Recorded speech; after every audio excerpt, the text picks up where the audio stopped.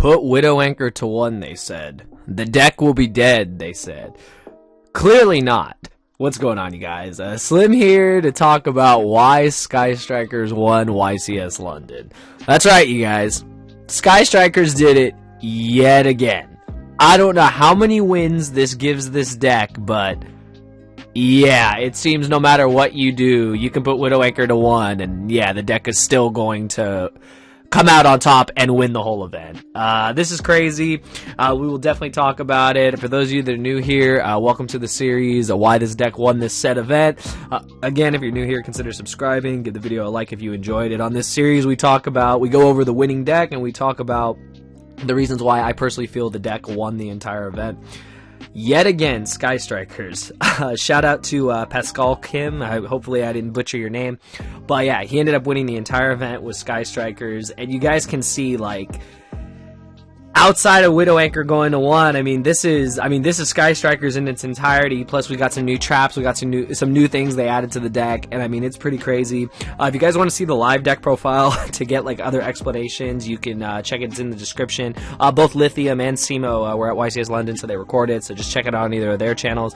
If there's any things that I don't cover here, but yeah, we will get into it. Again, I don't know how many wins this gives Sky Strikers. If you guys know, please comment down below, because I've lost track. I've honestly lost track. This deck is the new Burning Abyss. I have said it in other videos, and I say it again. This deck will not die, and it will continue to win events until something is done about it. But yeah, we will get into it, so we'll start with the main deck. So we've got, of course, just Triple Ray. Now, this is what's crazy. This is the only monster he played in the deck.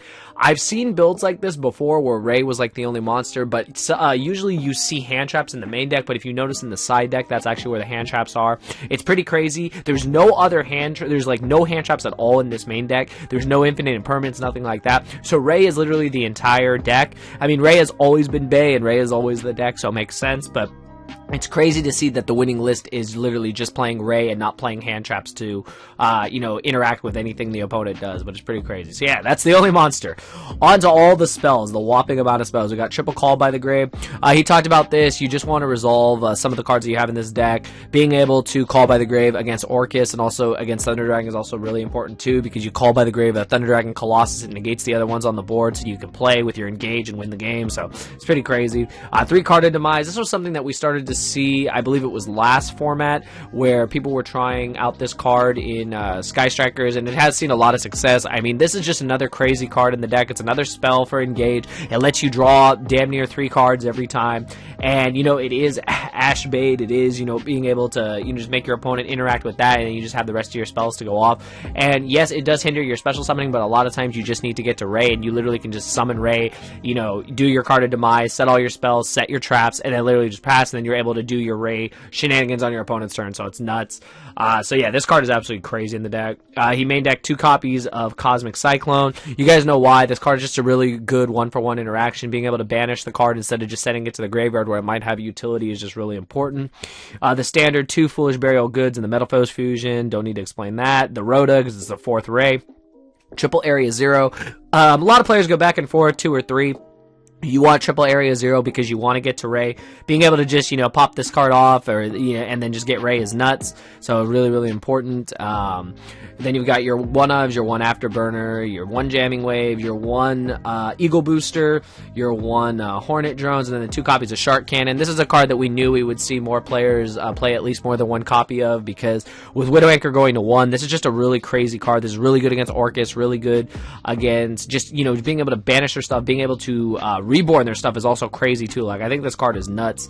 And I think, like, we'll even probably see some lists going forward that play even a full 3 copies. I think the reason why they choose 2 is just so you don't, you don't open it dead. You rather search it when you've already established a lot of what's going on. And this is, like, one of the cards that helps you go for game. This in tandem with Widow Anchor, just being able to take your opponent's stuff is just nuts. So, yeah, Shark Cannon is nuts. Then the already mentioned 1 of Widow Anchor. It doesn't matter if you put it to 1. The deck's still going to win. The deck still has 3 Engage. You put this to 1, and you also put this to 1, and the deck is still winning events. That is crazy to me. 1 Widow Anchor, 1 one multi-roll, but you still have triple engage, so you can always search them. So this is just insane. And then the one Hercules base. This card's still really important. You need it for your recyclability. You also can do cute things with Bomber Dragon in it. So just a really good card. Then of course the card that won the finals, triple engage. He engaged into engage from what I heard. I mean, you want to leave engage at 3? I mean, that's what's going to happen. This card is still the best card in the deck. Ray in this card is the whole deck, so it's pretty crazy. And this could also search Ray, so I mean, you know, this is like the best card in the deck. Then the one terraforming, because a 4th copy of your field spell is really important. Again, the whole name of the game is get to Ray. One upstart to make it 39 cards, extra spell, no reason not to play it. And then this is where his deck is different. Triple Compulse in the main deck, along with the 2 copies of Lost Wind, and we already know there can only be one is already going to be just like staple in this deck. It always has been, always will be. And, you know, it's like a card that also won the finals. Just flipping this, like, or when you're already like so far ahead, like the game is just over, because Orcus can't play under this card if they can't out it, so it's nuts. But yeah, the Triple Compulse and the double Lost Wind is really cool. He talked about it in the live deck profile. If you guys see in the side deck, he has Trap Trick, and Trap Trick can work with these cards, so these cards are really good. Just, this helps you interact with problematic monsters on the board, and it also can clear the, you know, it clears away a lot of problems. This card is really good against Thunder Dragons because you get rid of the Colossus, you bounce it instead of destroying it, so that gets Colossus off the board. He was talking about how these cards are good, you know, going first or second, and, you know, same thing with Lost Wind, being able to turn off Colossus effect, being able to shrink it down to mini size is nuts too. And again, these are normal trap cards that work with Trap Trick, so it's crazy. And then, what do I have to say about this card? This card's insane. Like, this card is insane, and this deck plays it the best, so yeah. So that's it for the main deck. It's a clean 40, 39 with Upstart. To his side deck real quick. So this is where he side decked the hand traps instead of main decking them, which, again, I thought that was really interesting, but we have seen the strategy before. Triple Ash Blossom and Triple Crow, so Ash Blossom is standard. I say it every video I talk about Ash Blossom. It's just one of the best. It's one of the best, most generic hand traps. There's always something you can Ash Blossom, but Crow has really just become a real all-star. I feel like Crow comes back and forth every single format. I've mentioned this before. I think Crow is amazing because it's really good against Orcus. It's really good against Solomon Great. And one thing that's been mentioned by a lot of players is that you can draw multiple Crows. You can use them both. You can use Crow at any time of the game. Whereas some cards like No Material and other cards like that, you have to draw into them. You have to start with them. If you don't have them, they don't do anything. At least later in the game, if you have a DD Crow, you can do things against Solomon Great. You can do things against Orcus, and it's just really, really strong. In the mirror match, you can Crow away Ray, which is, I mean, like, game. With no Ray in the mirror, there's, like, no game, so it's pretty crazy. But yeah, so those are his hand traps of choice. He played 3 copies of Evenly, talked about it in the live dark profile, mostly for rogue matches. I think a lot of people don't respect this card enough, and, you know, the card goes in and out of formats, and I think that's the reason why when people play it, it really catches a lot of players by surprise, because you commit everything to the board, and then you just get Evenly, and I mean, yeah, it's crazy. This was really interesting, though. He played 2 copies of Get Out, so basically this is just another version of compulsory. So it reads target 2 monsters your opponent controls or a special summon from the extra deck, shuffle them into the deck. You can only activate 1 per turn. Well, again, this is a normal trap card that you can use with Trap Trick, so this is nuts. You can use this against Thunder Dragons and just bounce away double Colossus or Colossus Titan, which is insane. So I think that's absolutely nuts. I think it's mostly for Colossus, but I mean, this is a card that I don't think has gotten enough attention, and the fact that this is another out to Colossus, which is honestly this deck's worst matchup. Like, it's insane that this was something that was finally played in the deck, so I really like it. And of course, like I said, it works in tandem with Trap Trick. And then 2 Heavy Storm Dusters, same thing, another versatile regular trap card that you can use with Trap Trick, and just really good in the mirror match, good against back row decks. When you're playing, of course, the 2 copies of Trap Trick, you just have multiple copies of all these trap cards. If you guys can see, he's got the, you know, the 2 Heavy Storm Duster. He's got the 2 Get Outs. You can even use it with Evenly Match. Use it with your Lost Wind. Use it with your Compulsory. There's a lot of targets for this Trap Trick, and it's insane. So, yeah, side deck extremely solid. I actually really, really like it. And then just on the extra deck real quick. So, 1 Dingirsu, you do this when you know, when you Shark Cannon a Galatea, or you Widow Anchor a Galatea, you know, you just slap this on top of it. 1 Appaloosa, if you're able to make it, it's really good against Thunder and any deck that relies heavily on monster effects. 1 copy of Boral Sword, because if you can make it and kill your opponent, you better do it. The 1 copy of Hida, self-explanatory. Get back your Kagari. It's pretty nice. Phoenix, utility. Ningirsu. He talked about how important this is. This is an out to the BLS link and an out to problematic monsters. Everyone always forgets about this card, but good striker players always have this card in their extra deck because it is an out, again, to problematic monsters. And then, of course, the triple Hayate, the 1 Kagari, the 1 Kaina, the triple Shizuku, and then the 1 Bomber Dragon. All the Sky Striker links are standard. I think some players do play a second Kaina, but I've noticed a lot of them are just using 1. And then Bomber Dragon is just insane. This card is just really, really good. If you compare this with your Hercules base, it's pretty cool. I've seen that interaction many times, and it really makes for a solid combo in the deck. So yeah, so that's the whole main deck, side deck, and extra decks. Now, reason why I felt this deck won YCS London. He even said it, Pascal even said it in the deck profile. I played this deck because not a lot of people were expecting Sky Strikers. I couldn't say it better myself. I think this deck won the event because people did not put enough respect on this deck, which kind of blows my mind. I knew this deck was still going to be one of the best decks of the format, but I think people thought, okay, you've hit the multi-roll, you've hit the Widow Anchor, you know, a lot of players probably thought, does Sky Strikers really have a leg to stand on? Well, clearly they do, because they can win an event still. So I definitely think it was, I don't really want to call it the element of surprise. I want to call it the fact that a lot of players were disregarding the deck, and because of it, they were not as prepared for it as they should have been. So that's definitely one of the reasons. Another reason I would say is I actually really like how this deck is constructed. I love the inclusion of cards that we haven't really seen that much of. I think Card of Demise is nuts.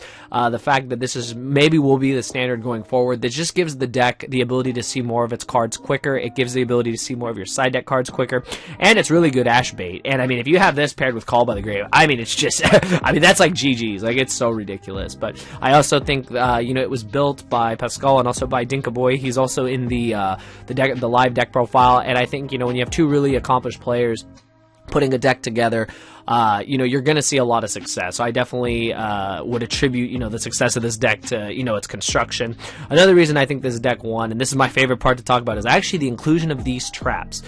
This is something like we really haven't seen. A lot of players have played cards like Solemn Strike. They've played Counter Trap, Solemn Judgment, but we haven't really seen Compulse in any kind of deck except for regular trap decks like Stun decks or Altergeist or stuff like that. And this is the first time we're seeing Sky Strikers utilize this, and also utilizing the Trap Trick engine, which isn't that new. The Trap Trick engine isn't super new, but it's the fact that they're including cards like Compulse and Lost Wind, because this gives you out to problematic monsters. There's also really good outs to cards like Dingirsu and stuff like that, that, you know, can protect itself from destruction. You're just spinning the monsters off the board, and that's huge. You're being able to just negate their effects with the Lost Wind and then just run them over because they're puny at that point. It's pretty crazy. I think that's one of the main reasons why this deck did so well, is that it included cards that a lot of players were not expecting to see in a Sky Striker deck. And that's, I think, one of the main reasons why it won, and why this side deck works so well, is you're including, especially a card like Get Out, is something we haven't really seen.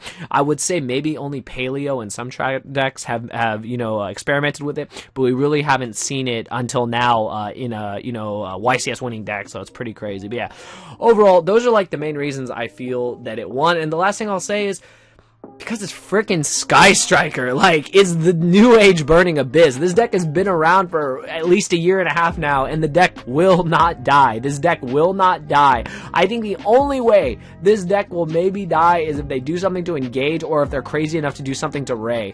Overall, I'm still, like, in shock. I think a lot of players were in shock because the finals was Pascal against Joshua Schmidt, and he was the preferred player in the finals. They even said it on the live commentary.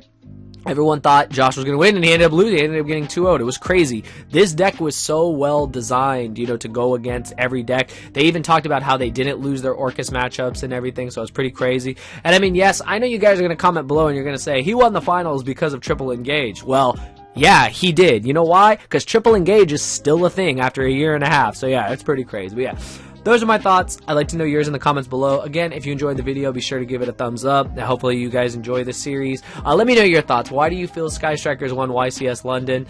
We have YCS Pasadena coming up. I believe there's also a YCS going on. I believe it's in Peru that's coming up as well. So there's a lot of events going on, and I wouldn't be surprised if we see Sky Strikers putting in more work at those other events. But yeah, those are my thoughts. Let me know yours in the comments below. I'll see you guys next time. Thank you for watching.